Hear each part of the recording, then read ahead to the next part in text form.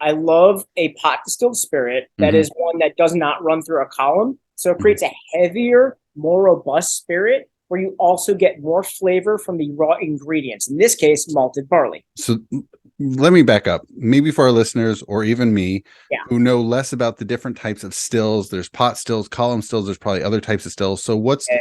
and I see in behind you, you've got some stills. I don't know if you can Yeah, point at them, but absolutely. I've got, how do the processes differ? And we can even get into your products and how you play around with the different types of stills and the different types of actions and how they affect the product. So that's a lot, but Fair yes. enough. Yeah, I've actually got two stills behind us. Hmm. Both of them we run as pot stills. Distillation, in its simplest form, is the act of separating different compounds by virtue of different boiling points. So basically, Hmm. alcohol, you're taking something like a beer or a wine, you're boiling it, driving off the alcohol, and then capturing that because it has a Hmm. different boiling point than water. Hmm. However, by using things like columns, very efficient stills that will get you a very, very high concentration of alcohol and a lighter flavor profile. Hmm. So these have uh, been around for 130 years or so. Hmm. That type of still. It's what's typically used these days to make bourbon, certainly vodka, blended or the grain component of blended Scotch whiskeys as well. However, Hmm. very traditional whiskey spirit styles, think single malt whiskey. So most brandies or lots of brandies like cognac, Hmm. mezcal, those use a pot still, which gives you a richer, lower proof spirit that Hmm. has more flavor of the original ingredients that go into it. Oh, wow. I will say that not every spirit is really suited for that type of production, but I really do appreciate when a spirit is and when it's Hmm. executed very well because it tends to be a lot less forgiving than Hmm. running through a column still.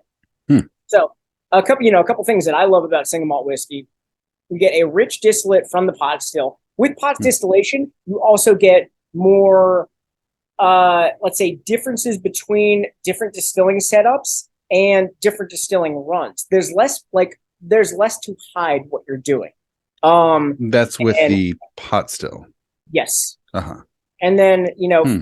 following that vein where there's less to hide and you're showcasing your raw ingredient and your spirit a bit more. I Hmm. love that single malt is matured in used barrels, or at least can be. So I use a variety of new barrels, use bourbon, use rye, use rum barrels. Hmm. Um, but that also allows the character of the spirit to shine a lot more than when you're using a newly charred oak barrel like you Hmm. would in With a bourbon. bourbon. Hmm. Uh-huh.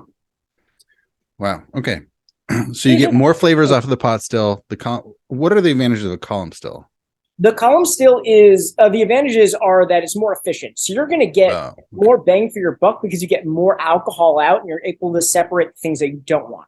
Hmm. Secondly, you can get a lighter spirit, which some consumers prefer. And Hmm. depending on the ingredients that you're using, may be desirable. So with bourbon, Wait, when you say lighter, do you mean like lighter in texture, lighter in body, lighter in flavor? What do later you mean in lighter? flavor, later Okay, in lighter. flavor. Uh-huh. Um, yeah, less intensely flavored, a little bit lighter in body as well. Hmm. Um, so this, and it also doesn't taste as much of the raw ingredient that you're using.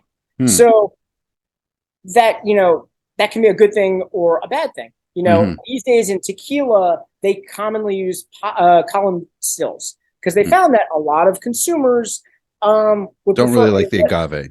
exactly. They don't like Uh-huh. an intense agave flavor. Hmm. But tequila can actually go either way. There's plenty of pot distilled options on the market, and they're great. Hmm. But for something like bourbon, what you do during production is you grind your grain into a flour and Hmm. then cook and ferment with that flour and then distill. So it becomes a goop Hmm. that cannot be separated.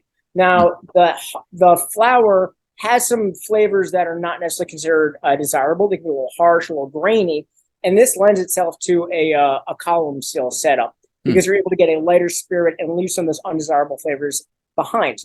The lovely thing about single malt production, and actually one of the things that makes it very difficult to achieve, in my opinion, is that it's processed much like beer. You crush it into a very coarse grist, essentially, add water, and then you're going to drain the liquid from the grain itself, leaving a lot of those grainy flavors behind. What this does is it gives you a fermentable, what you call beer, it's a lot more delicate and fruity and floral, and because of that, you can run it in a double pot still setup, and get a really nice spirit from it. So I guess, taking a step back, I love the challenge of single malt whiskey. I love the fact that it is What's the challenge? The challenge is that there's less place to there's not as much place to hide in terms of a pot distilling.